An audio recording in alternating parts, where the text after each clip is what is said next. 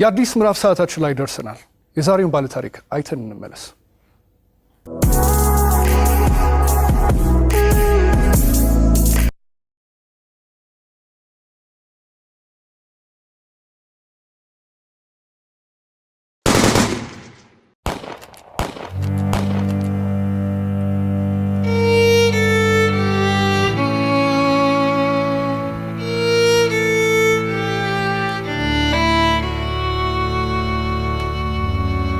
ስሜ ብርቱካን እባላለሁ። ተወልጄ ያደኩት ስናን ወረዳ ነው። ከእናትና ከአባቴ የመጀመሪያ ልጅ እኔ ነኝ። እኔን እንደወለዱ ነው አጋጣሚ አባቴም ወደ መንትን ያለ የተሰደደው። እናቴ በህይወት ያረፈችው በወሊድ ምክንያት ነው። ከዚያ በኋላ ምንድነው የተደረገው? አያቴ ጋር እንዳድግ ቆየው።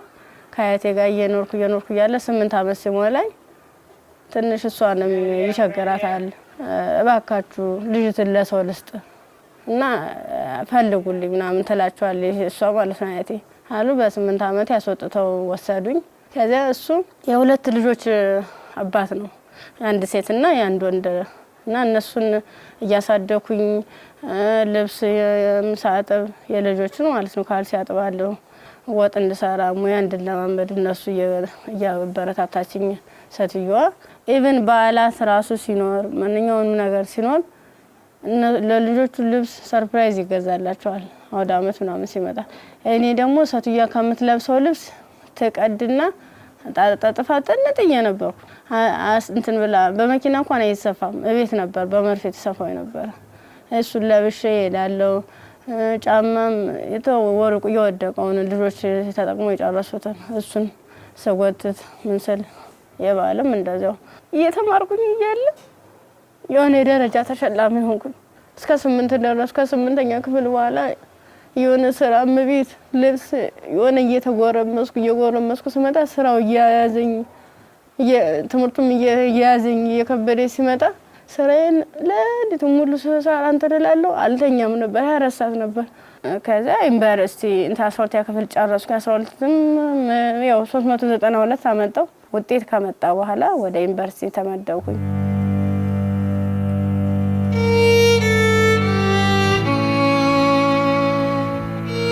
ዲፓርትመንት መረጥ በፋርማሲ ስገባ በቃ እነሱ ራሱ ማበረታታት ጀመሩ። አይዞሽ ኢቭን ደፍተር እስክሪብቶም የሃንዳውትም ሙሉ ነገሩን እየሸፈኑልኝ ነበር እነሱ ነበሩ ቢሮ ላይ ማለት ነው።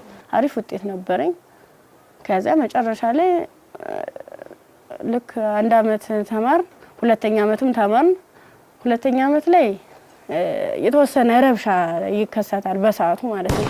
ረብሻ ሲፈጠር ምንድነው 3 ሰዓት ነው ከሌሊቱ 3 ሰዓት ላይ እኔ አጋጣሚ ከልጆች ጋር እንትን ነበርኩ፣ ላይብረሪ ነበርኩ። እኔ ወደ ውስጥ ስንመለስ ውስጥ ላይ የሆነ ሰው ሲተኩስ ከውጭ ላይ ይቀባበላሉ። ከዛ ኧረ ምንድነው በዚህ ውጡ በዚህ ወረዱ እንዲ ወንበስ በሉ እንትን ታኙ ተንበልበሉ ምናምን ይሉናል። ከዛ ልክ እየተኛን እየተሳብን እንደባብ እየተሳብን እየሄርን እያለ መጨረሻ ላይ እዚህ ጋር ግቡ በቃ እናምልጥ እንደዚህ ያለን ሰዎች ለካ ውስጥም ውጭ የሚተኩሱ የነበሩት እነሱ ናቸው። ውጭ ላይ ስንል ምንም የተጠቀለብስ አለበሱ። ከዛ አንደኛው ትጥቅ የለበሰው እዚህ ጋር ግቡ ምክንያቱም እንደዚህ ድብልቅልቁ እየወጣ ነው እንዴ ህይወታችሁን ማትረፍ አትፈልጉም ሲላን እሺ ብለን ታርጋብገን ሁላችን ሰዎች አንድ ላይ ወጥተን ገባን።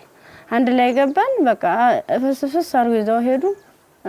እየከለሉ ሄዱ። ምንድነው ወደ ጫካው ስንዳረስ ሰውነታቸውን መከለል ጀመሩ። ያ ማለት ምንድነው አይናቸው ብቻ እንድትታይ ነገር ግን ሌላ አካላቸው እንትን ነው ሙሉ ብረት ነገር ነው። ስንገባ ምንድነው ኖርማል ወታደር ነበር። ግን እኔ ምን እዛው ላይ እየቀየሩን ምን ሰዓት እንደቀየሩ ማላየናቸው። ከዛ እየሄርን እያለ ጫካ ስንጀምር መኪናውን ከዚህ በኋላ መኪና መግባት አይችልም ወራዱ በእግራችን ዱብ እያለ ነው የምንሄዳው።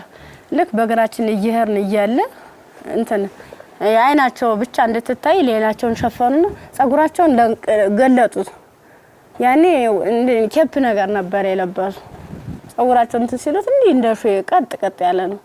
እንሄዳለን መንገዱ ያልቅም። 6 ሰዓት ፈጀብን።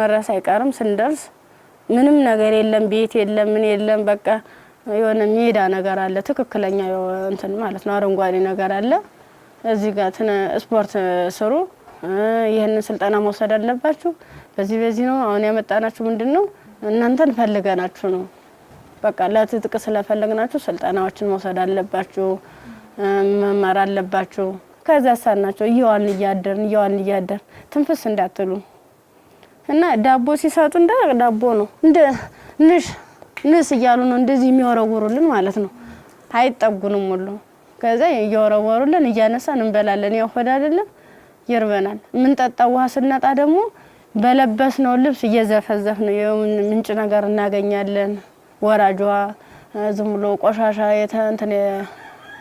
የተገደበ ነገር እናገኛለን እሱን ልብሳችንን እንዘፈዝፍና እንዲ ለመጥለቅም ስለሚቀፍ ልብሳችንን ዘፈዝፍና ልብሳችን እየጨመቅን ነበር እንደዚህ ያንጠፈጠፍን ነበር ልብሳችን እየመጠጥን ምንጣጣ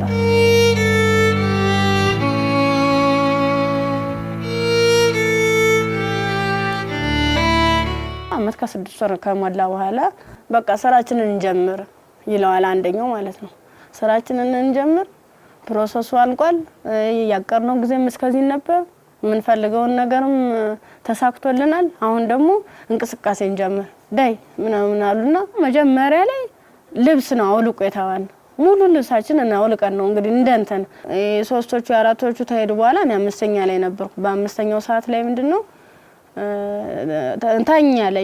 ታኛው ከተኛው በኋላ እየተካኩ ነበር ሲደፍሩ የነበሩ ማለት ነው ከዛ እየተካኩ እየደፈሩ ካደረጉ በኋላ ከደፈሩ በኋላ ምንድነው እንትን ራሴን ስስት አይ እንደዚያ ከሆነማ በዚህ ነው ስሜታችን የሚኖርልና እንደዚህ ያደርጋ ይሆነ እንደ 6 አይነት ነገር እንደ 6 ይሆናል እንደ ፌሮ እንዲ ነው ቀጥታ እንደዚህ ሲወጉ የነበረ ማለት ነው ጥቅጥቅ ካደረጉት በኋላ ስዳስ ሰው ራሱ ቁስሉ ይታወቀኝ ነበር ዘንዲታኝቼ ወድቄ ራሱ ማለት ነው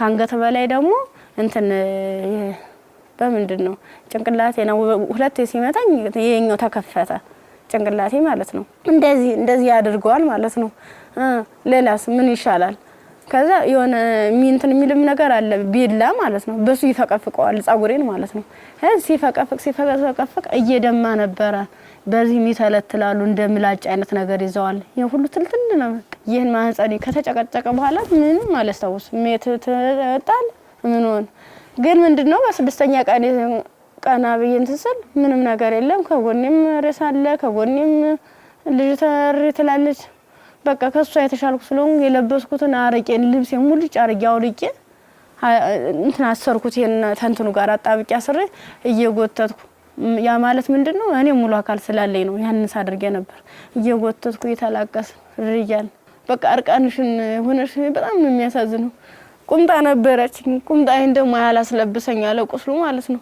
እንዲ ክፍቱን አርጌ ልብሴን ግን ሙሉ ቃኔ ለሷ ለበስኳት የለበስኳት አንድ ቀሚስ ነበርና ቁምጣ ከስር ለብሼ ነበር የለበስኳት ልብስ በቁምጣዬ ማሰር አልቻልኩም አውልቄ ሁሉ ሞክሬያለሁ ሙሉ ደም ማለት ነው ከዛ በሷ አሰርኩና የወተትኩ ሰል ገሩ ይመጣሉ በሰዓቱ ማለት ነው ከዛ እንዲታ ያንዘላዘሉ እንትን ብላ እንደዚህ ተሸክሙ ያንዘላዘሉ ይዘዋት ይሄዳሉ ሀይዟ ሲሄዱ እኔ አልሰማማ እንትን አለልም በቃ እንዳንችልስ አንችልስ ገላጌ ተገኘ ብላኝ እኔ እንጂ ይብለኝ ደህል እንጂ በጣም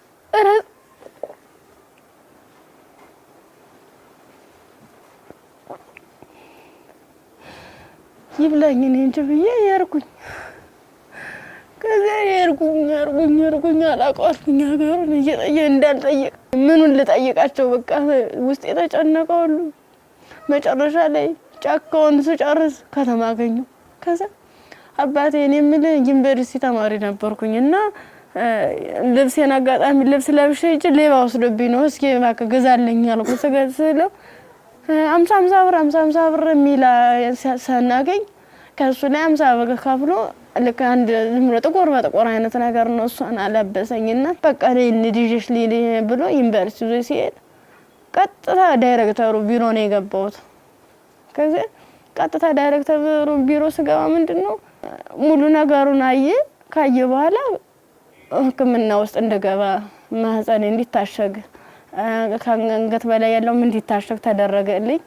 አሳሸገኝ እያለ በቃ ሰለቹኝ ማለት ቁስሉም ሊድን አልቻለም። እነሱም ከአቅማቸው በላይ ሆነ። እኔ አማራጭ ምንድነው ዩኒቨርሲቲው ትምህርት ቤቱ ፊት ለፊት መለመን ጀመርኩኝ።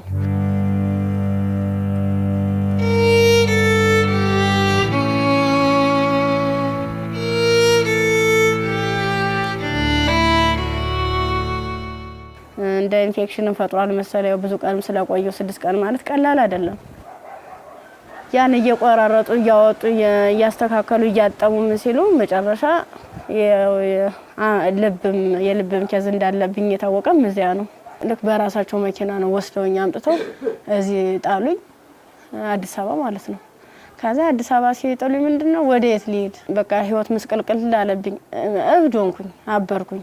ከጊዮርጊስ ወደ ማርያም ሄድኩኝ። የማርያም ቀን ነው ልሄድ እስኪ ምናምን ብዬ ሰው በሚሄድበት እየተከተልኩ እዛ ስል ቅድስት ማርያም ይላል። እዚያ ቁጭ ብዬ እየለመንኩኝ ታገኘኛለችና ብር ትሰጠኛለች። 50 ብር ተሰጠች። በኋላ ምን ፈልገሽ ነው ምናምን አይዞሽ ምናምን አለችኝ። እኔ እኮ እንደዚህ ተማሪ ነኝ እና በዚህ ረብሻ ምክንያት ነው እንደዚህ ተፈጠረው። እንዴት ላድርግ እንዴት ልሄድ ብለሽ አልኳት። የት ልሄድ ብለሽ ስላት አይ እንደዚህማ ከሆነ ከኔ እንትን ጤና ጣቢያ እንወሰደሽ ብሎ ጤና ጣቢያ ሲሄድ የምጥ መርፌ ሰጡ። እስቲሽ አደረጉ። ከተወለደ በኋላ በጣም ራበኝ።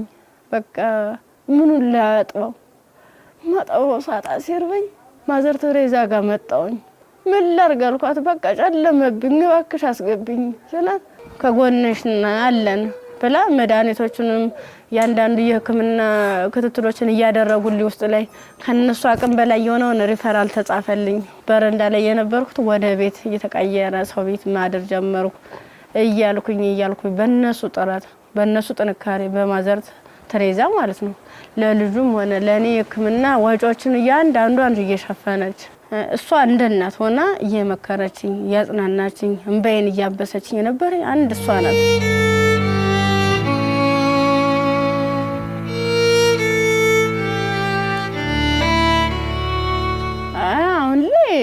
በጣም ከባድ ነው። ልጁም ከፍ እያለ ሲሄድ ጡት በማጥዋት በሚችልበት ሰዓት እየደከመኝ እያመመኝ ትንፋሽ ማጠር በቃ ድክም ይለኛል። መንቀሳቀስ አልችልም ያን ያክል ማለት ነው።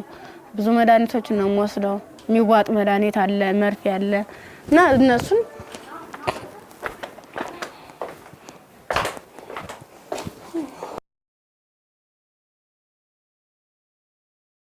ይሄው እነዚህ ነው መድኃኒት እየወሰድኩ ያለ። በቃ እነዚህ የሚዋጥ መድኃኒት አለኝ፣ መርፌ አለኝ። ይሄን ነገር ነው እየወሰድኩ ያለው እና ይሄን መድኃኒት ስወስድ ደግሞ ለኔ የሆነ ማለት ምግብ ያስፈልገኛል። ምበላው መጠጣው የለም መታየት ነው። ደረቅ ኮቸሮ ነው። አሁን ቅድም እንደውም ሳዘጋጅ ነበር ኮቸሮ እዚህ አለ ዘፍዝፌ ነው የነው እየበላ ያለው። አሁን የራስ ብሏል።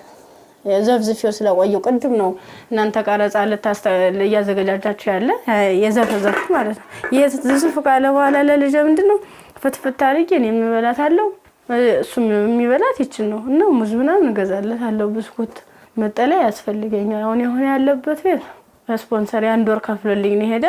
ሌላውን ግን እየለመንኩ ነው ውጭ ላይ ማለት ነው። የሆነ ነገር የሆነ ልጅውን ወደ 3 ወር አለፈው ሰው እንድንቆጣጣው ማለት ነው። መታጠቢያ ሳፋ የለም ብቻ ቃላት የለኝም። በቃ ይድረሱልኝ ምን አንድም በቃ ወደ ፊትስ ምን አይነት ህይወት ነው የሚኖረው?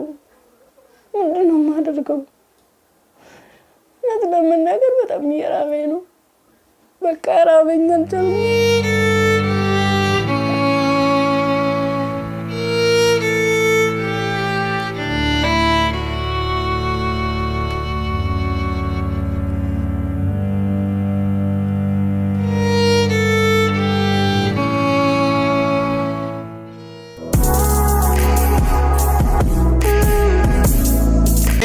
HOH ሞተር ዘይት ለአፍሪካ መልክዓ ምድር እጅግ ተስማሚ በሆነ በጀርመን ቴክኖሎጂ በከፍተኛ ጥራት የተመረቱ HOH ሞተር ዘይት HOH ግሪስ HOH ኢንዱስትሪያል ዘይቶች የአቅርቦት እጥረት አይታሰብም። ኦቪድ ሪል ስቴት ልማትን ራዕዩ አድርጎ እጅግ ግዙፍ በሆነ ቦታ ላይ 60,000 መኖሪያ ቤቶች የሚገነቡበት ስማርት ከተማ ለቤት ፈላጊዎች ለማስረከብ 24/7 ሌት ተቀን በመስራት ላይ ይገኛል። ራዕያችን ልማት ነው።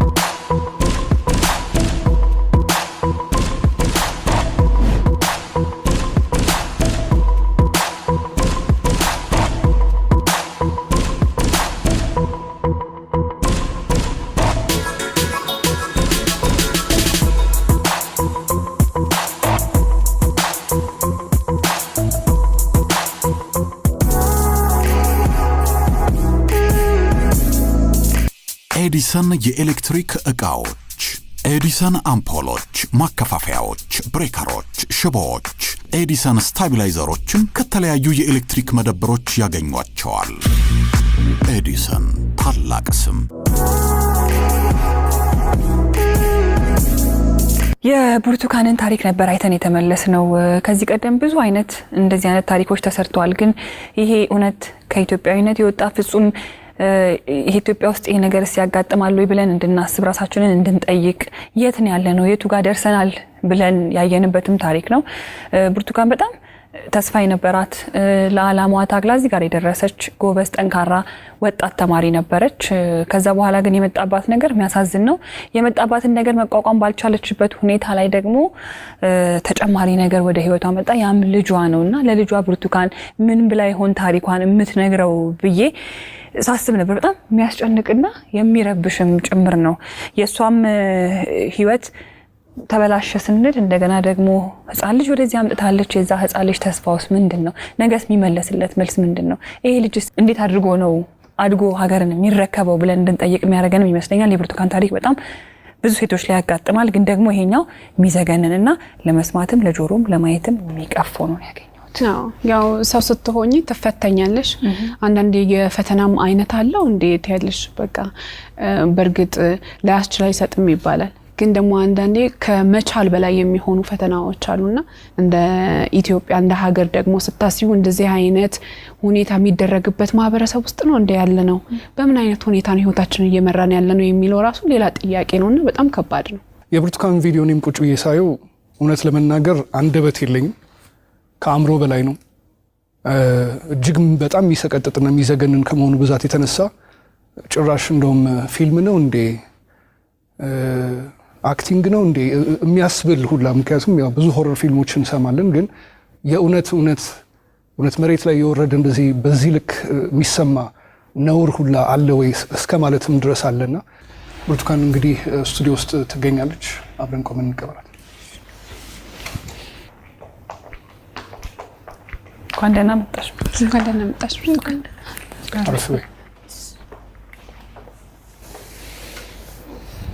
እንዴት ብርቱካን? እንኳን ደህና መጣሽ። በጣም ነው የምታምሪው።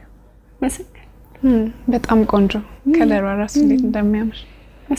ያው ዩኒቨርሲቲ ስንሄድ ሁላችንም የምናስበው ነገር አለ አይደል? ቤተሰብ ጋር ያለው ደስታ አለ፣ ስትሄጂ የምትዘጋጁ ዝግጅት አለ።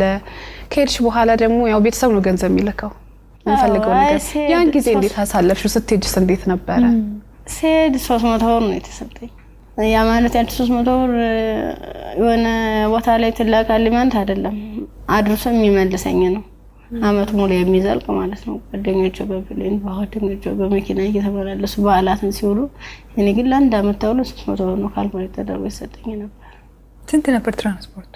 150 ብር ነበር ሄጃው። እንደ ሴት ደግሞ ለሴት የሚያስፈልግ ነገር አለ፣ የምንቀባው አለ፣ የተፈጥሮ ጉዳይ አለ። ለዚህ ሁሉ ነገር ገንዘብ ያስፈልጋል። በምን ነበረ ያን ነገር ጓደኞቼ የተሻለ ህይወት ነበር እንትን የሚሉ የባለሀብት ልጆች አሉ። እነሱ ነበረ የሻር እያደረጉ እያዋጡ ነገሮችን የሚሸፍኑ ኢቭን ሞዴስ ራሱ ይገዙልኝ ነበር። ጓደኞቼ ነበር ከጎን ያሉት ማለት ነው። እሺ ከዛ በኋላ ያ ሁሉ ነገር አለፈና ዩኒቨርሲቲ ገባሽ። ዩኒቨርሲቲ ገብተሽ ሁለተኛ ዓመት ተማሪ ሆነሽ ነው ይሄ ነገር ያጋጠመሽ። እንዴት ነበር እስቲ ጊዜውን አስታውሽ? ማለት በጣም ነው የሚከብድ። 3 ሰዓት ላይ ልክ ከላይ ወረ 3 ሰዓት ዘጋብኝ። መመለስ አልፈልግ እንደ ወጣሁኝና የሆነ ይሮራጣሉ ማለት ነው ሰዎቹ። ስንሄድ በቃ ኧረ እንደዚህ ተኩስ የተነሳ ማለም ትሄዳላችሁ፣ በቃ በዚህ ሄዱ ነው በዚህና እንትን በሉ እዚያ ካገቡና ሲሉን እኛ በሰዓቱ ተኛን ተቆርቁሮ ነው የመሰለን። እኛ እንደዚህ ለማትረፍ ነው ብለን ተንደርድረን ራሳቸው መኪና ገባን። የነሱ መኪና ምን እንደሆነ ረብሻ የሚፈጥሩ ሰዎች በመጡበት መኪና። አዎ ከፍተ ነው ከኋላ 1 አመት ከ6 ወር ነው እዚያ የቆየነው ጫካ ውስጥ ምንም ነገር ሳይፈጠር። አመት ከ6 ወር ምን ነበር የሚሏችሁ? ትጥቅ ነው ልንቀየራችሁ ነው ትታጠቃላችሁ፣ አለበለዚያ ያሰብነው አለ እሱ እንሰራለን አብረን ምን ይሆናል እያሉ። የት ነበርስ የምታድሩት? እዚህ ውጭ ላይ ነው። ብዙ ጊዜ ዛፍ ነበር እንዲታከልል እንትን ማለት ነበር። እዛ በመጥቶኑበት ጊዜ በተለይ ለሴቶች አስቸጋሪ ሁኔታ የንጽህና መጠበቂያ ማግኘት ነው። ያንንስ እንዴት ነበር የምታሳልፉት? የምን ንጽህና መጠበቂያ ነው? በቃ ዝም ብለን ስናክ ነበር የምንውለው። ከ1 አመት ከ6 ወር በኋላ ምንድነው የተፈጠረው? መጨረሻችን ላይ ሰልፍ አሳለፉን። እርቃናችንን አውልቀው ልብሳችንን ካወለቁ በኋላ ሰልፍ አስያዙ። እኔ አጋጣሚ ከ5ኛ አካባቢ ላይ ነበርኩኝ። ግንኙነት ከተደረገ በኋላ እንዴ ሲጨቀጭቁ ራሱ በፌሮ ሲወጉ አላስታውስም። ደንዝዟል ሰውነት። ምን ያህል ሰው እንደተደረገ አላውቅም። በ6ኛ ቀን ስነቃ እንደ ማበላ ነው የሚፈሰው። እሷ ደግሞ አንድ አካል ስለጎደላት ምንድነው አማራጭ? የለበስኩትን ልብስ አውልቄ እሷ ነገሮቿን አስሬ ነው ቅፋን እየወተቱ ጀመረ ጀመሩ። እንዳላዝላት አልችላትም። ከዛ አብረን ነው ቆመን ሄደው አንቺ ነው ቆጥቼሻለ ድም ስትለኝ እንዲሁ ነው ሁለት አካለ ስንኩል ማን ይቀበለናል አልኳት። እንግዲህ ማንም ቢሆን እንደዚህ ደም እየፈሰሰ እንደዚህ ምድሩ ሁሉ ጨልሞብኝ ነገ ወደ የተሻለ ህይወት አገኛለሁ ብዬ ነገ ወደ ጥሩ ቦታ ደርሳለሁ ብዬ አሰብኩት ልጅ በቃ መጨረሻው እንደዚህ ሲያመር እንደዚህ ሲሆን በጣም ካፋኝ። በቃ ለሁሉም ማለት ነገ ወዲያ እንዴት ነው የምሆነው? ምንድነው ማድረግስ የምችለው? በምን አይነት መልኩ ነው ህይወቴንስ መጠገን የምችለው? አይዞሽ የሚለኝስ ማንኛው ሰው ነው? በቃ አለው እንደዚህ መጨረሻ ላይ ምንድነው ጎዳና ተዳዳሪን የሆንኩት። ጎዳና ነው ወርቄ በቃ እኔ እንጃ።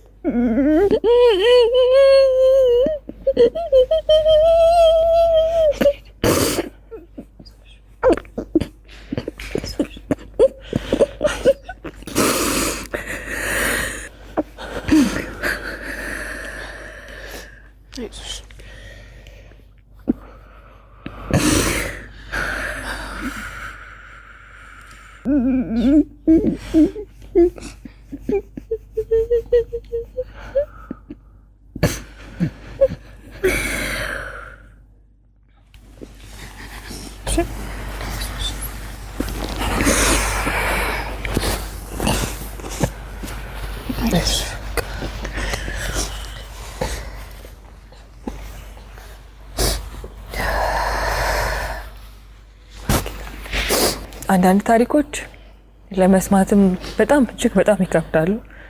እኛ ጋር ይሆናሉ ይፈጠራሉ ብለን እንጠብቃቸው አይደሉም። ሴት ሆኖ ለመስማት ይከብዳል፣ ሰውም ሆኖ ለመስማት እንደዚህ አይነት ታሪክ ይከብዳል። ያው ከመሞት መኖር ይሻላል ይባል የለ። እግዚአብሔር አንቺን በዚህ ፈተና ውስጥ አሳልፎ ዛሬ ላይ ሲያደርስሽ ምክንያት የለውም ማለት አንችልም። በፈጣሪ ስራ ማንገባም፣ ግን በጣም ጠንካራ ነሽ። እኔ በዚህ ሁሉ ችግር ውስጥ ያየሁት ያንቺን የመንፈስ ጥንካሬ ነው። አሁን ላይ ልጅ አለሽ። ልጅሽን ስታዩ ምን ይሰማሻል? ከፋኛል በጣም። ምክንያቱም እሱ ባይኖር ያን ያህል እንትን አይደለም ነበር ማለት ልጅ ስትይዥ ከባድ ነው። ለልጅ ስትይ እያልሽ የሆነ ትታሰሪያለሽ። ልጅ ነው እንጂ ራሴ አትይም። በቃ ምን አለበት ወይ ጤነኛ ልጅ በሰጠኝ ነው። ካልሆነ ደግሞ እኔም በሽተኛ ልጅም በሽተኛ እንዴት ነው የማደርገው? ልጁንስ ለማልቀ 2 ነው 3 ጊዜ ጥዬው ሁሉ ይጃለሁ። ከዚያ ውጭ ላይ ተመልሼ እንዲህ እየሳየው እማ ያለ ወደ እኔ ይመጣል። ምናፈሩን በበላሁት በቃ አብረን እንሞታታለን ብዬልሽም መቀፍ አድርጌ እንደገና ራሴን ይቅርታ ጠይቄ እንደ ትልቅ ሰው ጥያቄና መልስ በራሴ እየተመለሰ እንደዚህ ከሆነሽ ናንዶዬ ይዤ አድርጌ እሄዳለሁ። ያሳደጉሽ ቤተሰቦችሽ በጠፋሽበት ወቅት ከዛ ሁሉ ነገር ሲሆን ይሄን ሁሉ ታሪክ ያውቃሉ፣ ግን አልቀበልም ያለ። አሁን ላይ ጤናሽ እንዴት ነው? ሕክምና በጣም ያስፈልገኛል። ከሕክምናም በላይ የምክር አገልግሎት ያስፈልገኛል። ነገ ብርቱካን ምን ብታገኝ ትመኛለች? እኔ አሁን የምፈልግ አንድም በጤንነቴን የሚከታተለኝና በቃ ትምህርቴን መማር የምፈልገው ወደፊት በቃ የተሻለ ህይወት መኖር እፈልጋለሁ። ልጅን በጎን አይኑን እያየው እየተጫወትኩ አብሬ እንደ እናት እንደ አባት እንደ ወንድም ከጎን ይሆንልኝ። እሱም አድርጎኝ ጠብ እንዳያገኙ ተሻለ ህይወት እንድደርስ ነው የምፈልገው። ዛሬ ወደ አዲስ ምዕራፍ የሚያሸጋግሩሽ ስጦታዎች እኛ እናበረክትልሻለን። እንግዲህ ብርቱካን በጣም ብቻሽን በከባድ ሁኔታ ልጅሽን እያሳደግሽ ነው የምትገኘው። በመሰረታዊነት በመጀመሪያ የሚያስፈልግሽ ደግሞ የቤት ኪራይ ድጋፍ ነው። ኢቢኤስ ቴሌቪዥን ይሄንን ስለሚያምን ደግሞ የ1 ዓመት ያለምንም ሀሳብ ከልጅሽ ጋር ሆነሽ ራስሽን እስክትቋቋሚ ድረስ የ1 ዓመት የቤት ኪራይ ይሸፍንልሻል። ሌላው እንግዲህ እኔም በጣም ተርቤያለሁ። ልጄንም ለማጥባት ደግሞ መብላት አለብኝ። ካልበላው ደግሞ ወተት የለም ጡቴ ብለሻል። እውነት ነው። እናት ስንሆን ደግሞ የበላነው ሁሉ ደግሞ ወደ ልጃችን ነውና መብላት፣ ራስን መጠበቅ ራብ መጥፎ ነው ይባላል። እውነትም መጥፎ ነው በጣም። ስለዚህ የ6 ወር አስቤዛ ደግሞ የቤት ይሸፍንልሻል። ከቤት ኪራይና ከአስቤዛ በተጨማሪ ደግሞ የልብስ ማጠቢያ ማሽን ኢቢኤስ ቴሌቪዥን ያበረክትልሻል። በጣም ትምህርትሽን ትወጃለሽ፣ መማር ትፈልጊያለሽ፣ መለወጥ ትፈልጊያለሽ።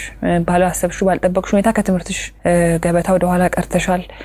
ያኔት ኮሌጅ ደግሞ በመረጥሽው በፋርማሲ ሊሆን ይችላል፣ በነርሲንግ እንዲሁም ደግሞ በላቦራቶሪ ቴክኒሻንነት 2 ቅርንጫፎች አሉ። ከሁለቱ በአንዱ ቅርንጫፍ መርጠሽ ትምህርትሽን እንድትከታተይ ትምህርት ቤት ወጪሽን ሙሉ በሙሉ ይሸፍንልሻል። እኛም ህልምሽ ተሳክቶ ስትመረቂ ደግሞ ለመምጣት ያብቃል።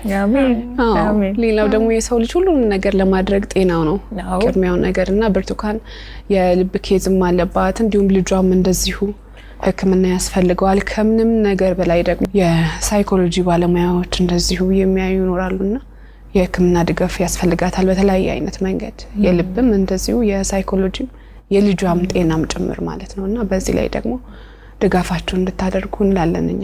እንዲሁም ደግሞ ሀገር ውስጥም ከሀገር ውጭም ያላችሁ መልካም ደጋግ ኢትዮጵያውያን ይህን ፕሮግራም የምትከታተሉ እንግዲህ መቼም ዝም እንደማትሉ ፍጹም እምነታችን ነው።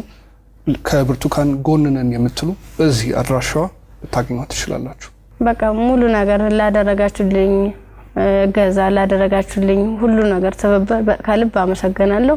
ኢቢኤስ ቴሌቪዥንም እድሜ ጤና ይስጥልን። በጣም ነው ማመሰግነው። እወዳችኋለሁ፣ አከብራችኋለሁ። ነገ ወደ ደግሞ የኔ ህይወት ተሳክቶ የኔ መጥቼ እናንተ መጥቼ እዚህ ውስጥ ማስደስተበት ቀን ይናፍቀኛል።